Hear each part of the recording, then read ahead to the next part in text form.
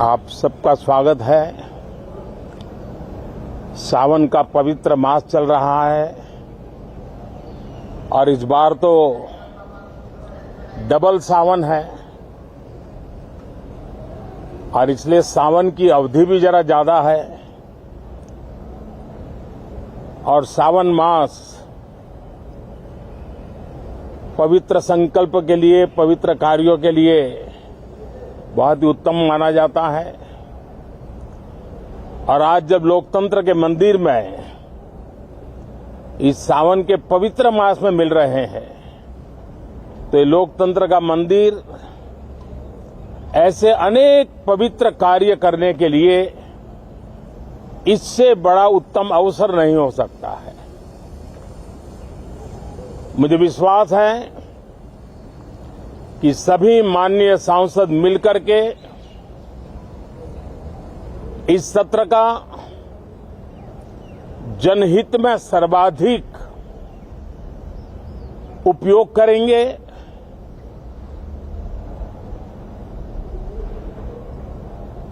संसद की जो जिम्मेवारी है और संसद में हर सांसद की जो जिम्मेवारी है, ऐसे अनेक कानूनों का बनाना, उसकी विस्तार से चर्चा करना बहुत ही आवश्यक है। और चर्चा जितनी ज्यादा होती है, चर्चा जितनी ज्यादा पैनी होती है, उतना जनहित में दूरगामी परिणाम देने वाले अच्छे निर्णय होते हैं। सदन में जो माननीय सांसद आते हैं वो धरती से जुड़े हुए होते हैं, जनता के दुख दर्द को समझने वाले होते हैं और इसलिए जब चर्चा होती है तो उनकी तरफ से जो विचार आते हैं वो जड़ों से जुड़े हुए विचार आते हैं और इसलिए चर्चा तो समृद्ध होती है, निर्णय भी सशक्त होते हैं, परिणामकारी होते हैं। और इसलिए मैं सभी राजनीतिक दलों को, सभी माननीय सांसदों को इस सत्र का भरपूर उपयोग करके जनहित के कामों को हम आगे बढ़ाएं। ये सत्र अनेक रूप से महत्व का भी है क्योंकि इस सत्र में जो बिल लाए जा रहे हैं वो सीधे सीधे जनता के हितों से जुड़े हुए हैं। हमारी युवा पीढ़ी जो पूरी तरह डिजिटल वर्ल्ड के साथ एक प्रकार से नेतृत्व कर रही है, उस समय डेटा प्रोटेक्शन बिल देश के हर नागरिक को एक नया विश्वास देने वाला बिल है और विश्व में भारत की प्रतिष्ठा बढ़ाने वाला बिल है। उसी प्रकार से नेशनल रिसर्च फाउंडेशन, ये बिल एनआरएफ नई शिक्षा नीति के संदर्भ में एक बहुत बड़ा अहम कदम है और इसका उपयोग अनुसंधान को बल देना, इनोवेशन को बल देना, रिसर्च को बल देना और हमारी युवा पीढ़ी जो विश्व के अंदर नए उपक्रमों के द्वारा विश्व का नेतृत्व करने का सामर्थ्य रखती है, उनके लिए बड़ा अवसर देकर के आ रही है। जनविश्वास बिल सामान्य मानवीय के प्रति भरोसा करना, अनेक कानूनों को डिक्रिमिनलाइज करना, इस मुहिम को आगे बढ़ाने वाला ये बिल, उसी प्रकार से जो पुराने कानून है उनको खत्म करने के लिए भी एक बिल में प्रावधान किया जा रहा है। हमारे यहां सदियों से एक परंपरा रही है कि जब विवाद हो तो संवाद से सुलझाया जाए। मीडिएशन की परंपरा हमारे देश की बहुत सदियों पुरानी है।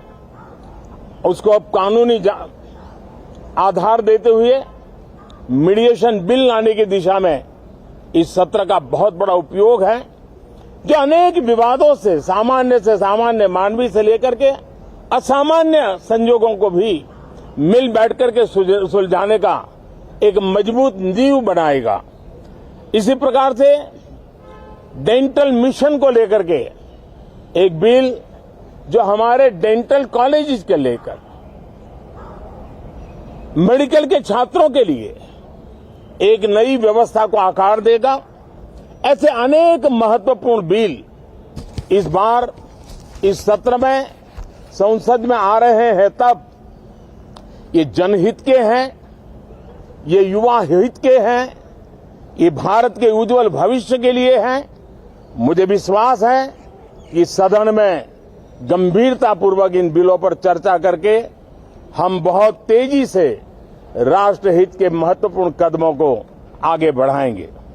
साथियों, आज जब मैं आपके बीच आया हूं, इस लोकतंत्र के मंदिर के पास खड़ा हूं, तब मेरा हृदय पीड़ा से भरा हुआ है, क्रोध से भरा हुआ है।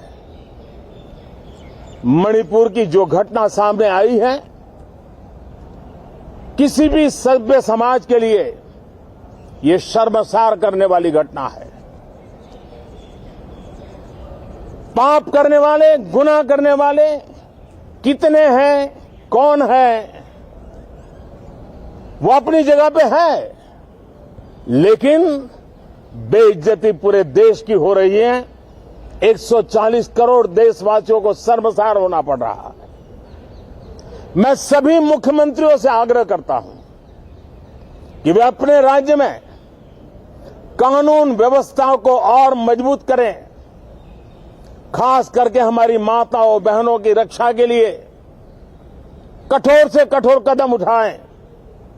घटना चाहे राजस्थान की हो, घटना चाहे छत्तीसगढ़ की हो, घटना चाहे मणिपुर की हो, इस देश में, हिंदुस्तान के किसी भी कोने में, किसी भी की राज्य सरकार में राजनीतिक वाद विवाद से ऊपर उठ करके कानून व्यवस्था का महात्म्य, नारी का सम्मान, और मैं देशवासियों को विश्वास दिलाना चाहता हूं, किसी भी गुनहगार को बख्शा नहीं जाएगा।